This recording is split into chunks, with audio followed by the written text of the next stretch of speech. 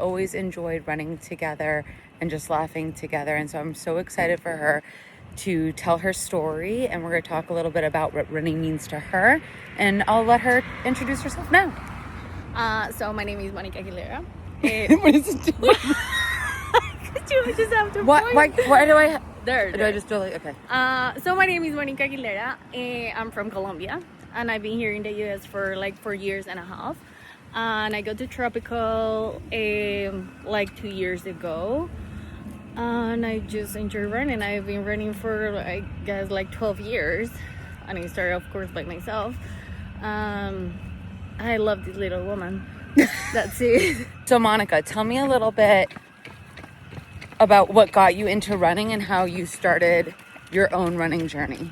I mean, we're actually talking about that like some weeks ago, and I just thought, like, I used to run at the gym just because I wanted like to have a cardio and lose weight. So I used to do intervals without knowing that it was good for everything, like even running faster.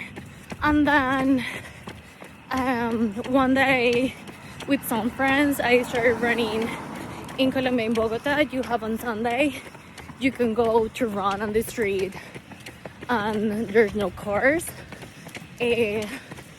So I started running there on Sundays, like 5K or even a little bit more. And then I got hooked with running. It became my therapy with the time. And mentally, it was maybe 2-3 years after when I was needing to run, just because of my peace of mind. When I was like, because there's a point, I feel like everybody says like, oh, I hate running, like I will never run. I think we all go through that phase at the beginning, and I did it because I wanted to lose weight. So I didn't realize when the shift really happened. But then when I started enjoying running, that's when I made the shift of like, I'm gonna go for a run because I need it. I think that's when all the changes came. And I think like in running, you go through a lot of changes with the years. So at some point you need it because you need a break, or at some point you need it because you need to think about any specific thing that is happening in your life, or solve your problems, or I don't know, because of your cardio.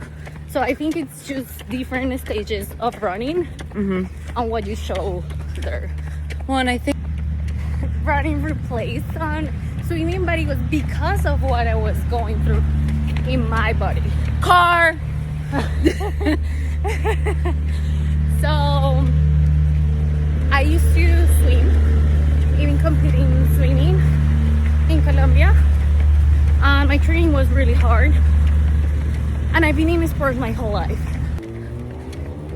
So, Monica, tell me how long you've been running for and how long running has been part of your movement practice. I've been running for, I guess, around 12 years. If you count when I started at the gym, which is in a treadmill, which is not the same for me. But when really it started being part of my movement, I will say that it was like 8 years ago. So, if we say 12 total, 8 of consistent, what were the first 4 years like, and what shifts have you noticed into these last 8 years? That is a real podcast, but I am more like adaptability and like knowing myself, what I like and what I don't. My distance was like 5K all the time, most of the time. So that is the shift when I ran, because I had like a goal with my body, and then because it is part of my routine with movement and exercise. I think it was the opposite. Like, it was part of my routine because of I wanted to change something in my body. Ah, there we go. Let's talk about that. Adaptability. Okay. To get to the part where it's part of my mental health. Honestly,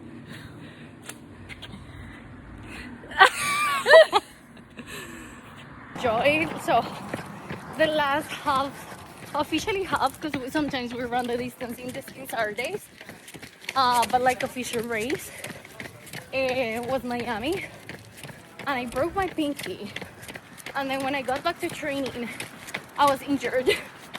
So I enjoyed the race because after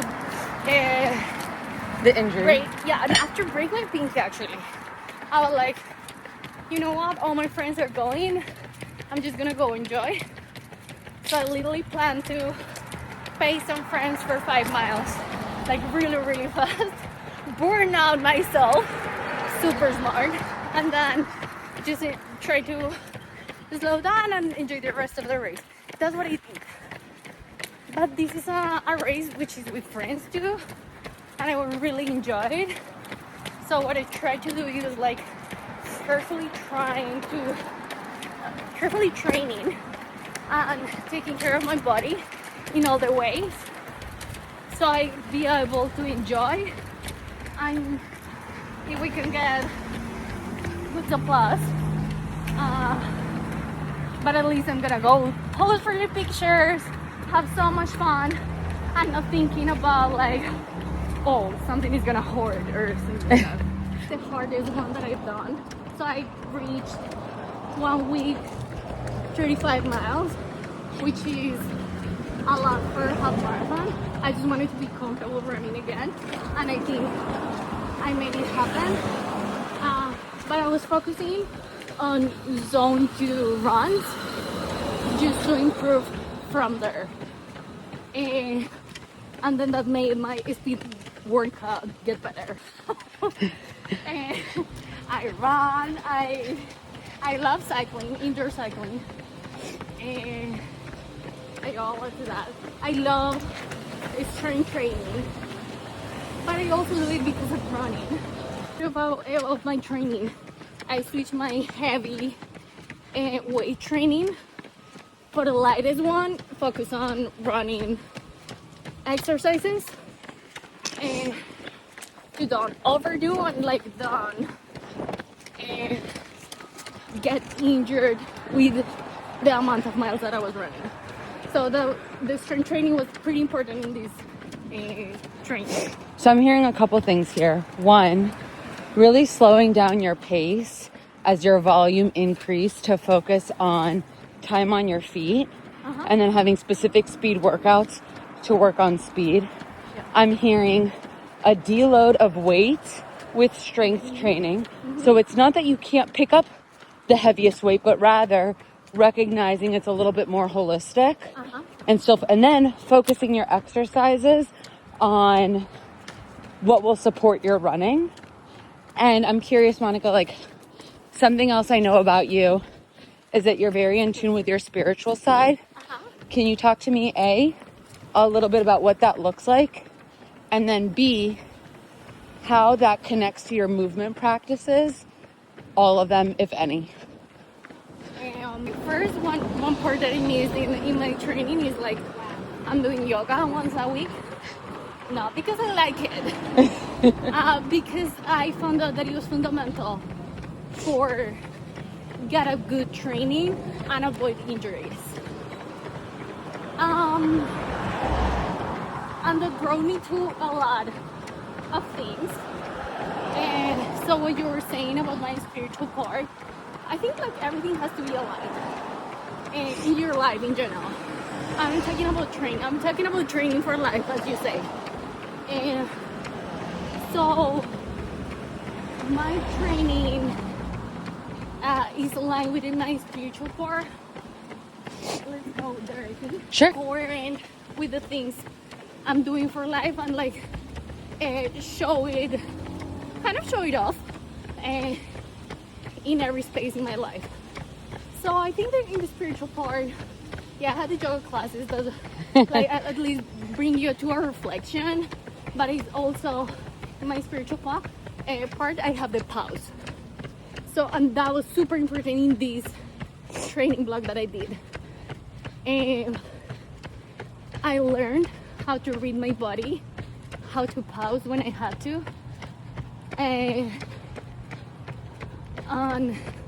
kind of not overdo. And that is like a lesson that I've been learning in general in my life. And when I applied it to the training, was fitting me perfect. Pause was horrible before, because I'm a person that is like go go go. I have a lot of energy, so my mind can do a lot, but before I was just reading my mind and not my body. So when I was reading my mind and not my body, I was just overdoing, getting injured. But when I was stopping, or even when someone else was seeing that I was overdoing, and I have to stop or you have to slow down, I was like, no, I don't need it because I can keep going, and I literally keep going. So understand that part, that is not pause and get bored. Yeah, you get a little bit bored, but you have to also start loving that part and kind of hugging that part, and understand that your body nourished also from the pause. How did resistance with the pause, and then how did you begin to build love around it or build a deeper relationship around the pause? At first, it hit me. Like literally? Yeah. No, yeah, because like I got sick or injured last year, like a couple of times. That it was like life or the universe saying me like, or you stop, motherfucker, or you'll die. No, I mean, I think you have to also read the signs that you see in your life. And if you're not doing something wrong, life, universe, God, angels, however you want to call it, is telling you like, slow down, please stop. So when I decided to sign up for it, I was like injured. So I kind of have maybe forced the idea of pausing sometimes. But what was more important for me was like reading my body and saying like every morning, feeling my feet, feeling my body and saying like, I'm so sorry, you can have a schedule, your training, but you are not going to run at 5 in the morning today because your body is feeling this or that.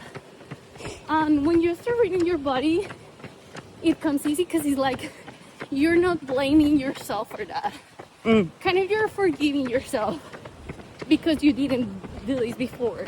It's like this deep like relationship that you're building. Yeah, right? Because before, when I was stopping, I could stop, but I was judging myself at the time. Like, your mind is too strong to stop. I was telling me this kind of stuff all day. Like, even with things in my life, you have gone through a lot. So you don't stop. Because you can do everything. And it's also like, I show that to myself already. So I don't have to keep torturing myself with every single thing in my life to show myself that I'm strong. Of us have resistance around, right? It's this idea of, well, I can do anything, right? And we absolutely can, but we can't do everything at the same time. And so we need to be able to make adjustments and be a little bit more flexible. But I think the caveat here too is like, how do we take a step back from either judging or shaming ourselves for that? But then also, if and when that does come up, because we're human, not judging or shaming ourselves for judging and shaming. Literally. True, like, you're in a loop of thoughts that you have to buy by yourself, because you're just competing with yourself. And also in running, because I feel like you don't compete to beat another person, or at least not in the environment that we are. And when someone is achieving something and we're not gonna I'm gonna beat that motherfucker, no. So it is just with yourself. It is insane because we can hurt ourselves so much. Well, and I think, right, it's this other idea of like, who are we even competing against? Is this even our reality, our nuance, our experience, our background, our traumas, our celebrations? Yeah, no, like, because at some point I like to run fast. And it's weird because it is a realization that I had maybe last year. So I got super competitive with myself because I didn't believe that I was fast until everyone was telling me that. Well, what does fast even mean to you? Exactly. So for me, it was my normal pace, but everybody was telling me because I was running with certain group of friends or a certain pace that I was fast. So I didn't realize that until people were saying it. And I think that affected me, now that I think, in a certain way. Not really that bad, but I was like, no, I'm not that fast. I want to get faster. So in that process, I think I lost a little bit the way of running just because I enjoy it, not because I want to become fast or something like that, because that is subjective. Not only is it subjective, but it's putting someone else's own projections and putting more value on their opinion versus how you actually feel. And so connecting back with yourself to be like, wait, why am I even doing this? Literally. What does your running practice even mean to you? It means a lot. And also I think it depends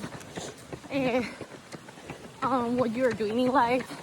And I'm literally thinking about specific months or a specific problem that you have in your life. So, and for me, it's my therapy right now. I love to run with people, but I also love to run by myself.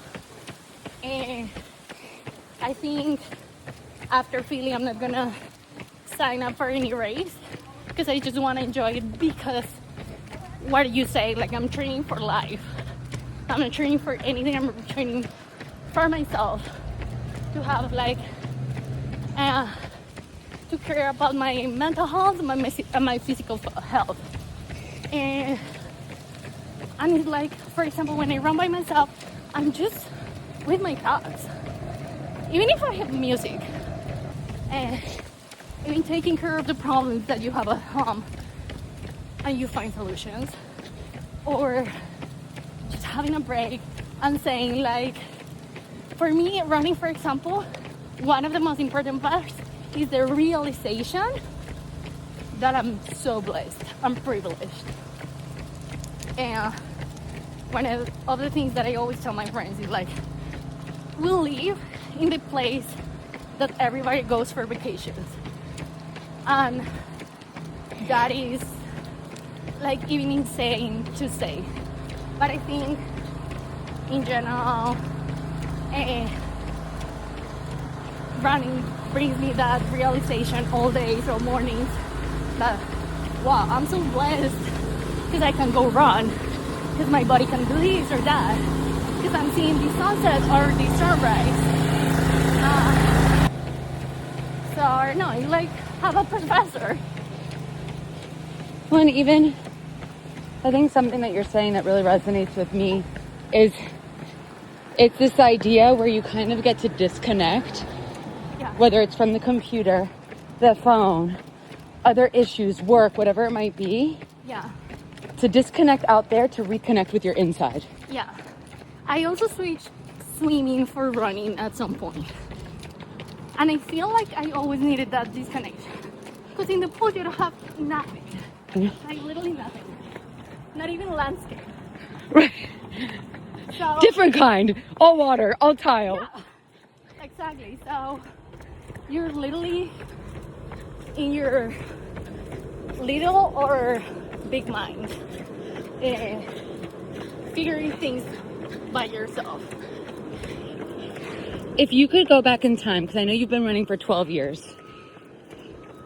So if we go back in time, what would you tell you from 12 years ago? You know, like, and the way I started running, it was maybe not the best reason for. And I will say just keep running, because keep finding something and running. I wouldn't tell myself what you're gonna find or in what spot you're gonna be in 12 years. And I think that was like perfect how everything fit there to find out by myself. And so just keep running, because you're gonna find a lot of answers there. In the future? Yeah. Wow, I'll never imagine in the future. Should I tell to myself in 12 years, or myself from 12 years tell to me? Both or either or. I think like maybe the Monica from the future will tell the Monica right now, just keep slowing down and keep listening to your body, because that is the key that have gave me more kind of get my levels of cortisol down. Is what I feel right now in the process that I'm going through. What would I tell to Monica in the future? I don't know, never lose yourself on anything. On your workout life, aka sports or activities or physical activities, on a group of people, on relationships, on family relationships. Never lose yourself, because I did it for a bit in the past and it didn't work. So just, I think the Monica in the future, it's gonna have the wisdom to don't let anyone take his space from her. So what's your sun? Leo. What's your moon? Virgo. What's your rising? Cancer. Okay, so we have fire, earth, and water. Yeah. Tell me a little bit about what that looks like in your life. I think I'm so privileged on this. And for some people means nothing. For me means everything. Because it's like what built my personality and the way I act in life. I love to be Leo. You're such a healed Leo too. It's so nice. It's the other ones are damaged. Yeah, but it's also because I have the cancer. So like the emotional death. Yeah.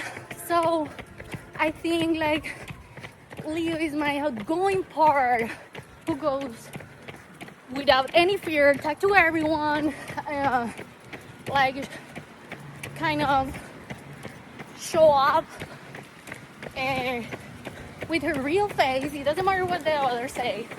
And I have another part that is super emotional, and I'm a lover, so I take care of the people who's around in many ways, and I can be the sweetest person, but my Virgo kind of gets me away, kind of takes me away from attachments. A little bit about what healing has looked like for you, and or stuff that you've worked through that you have felt yourself get stronger because you've worked with your shadow. I think the hurt gets really hard in many ways in our life, and I'm not just talking about romantic relationships. I'm talking about friendships. I'm talking like, for example, the fact that I left my country and I started from scratch here. It gets your heart hurt in many ways. But I've been going through a lot more than the not superficial, but like the not that crazy things that I have gone through. And I think I have healed because I don't have attachments to things. So I think I find answers on the things that happen because they happen for a reason and they're teaching me something. And when I see the things that way, it's just easier and smoother to go through hard things. What would you say to someone who wants to get into running but doesn't know where to start, or is nervous, or is scared, or feels any type of trepidation to go for it? I feel that is normal. Just, you don't have to blame yourself to have that feelings. You don't have to get into thinking that, oh, I'm gonna run that fast. I'm gonna be the last on the group. It doesn't matter. We don't see paces here. This is for yourself. And if you do it, it's because you want to work in yourself in many ways.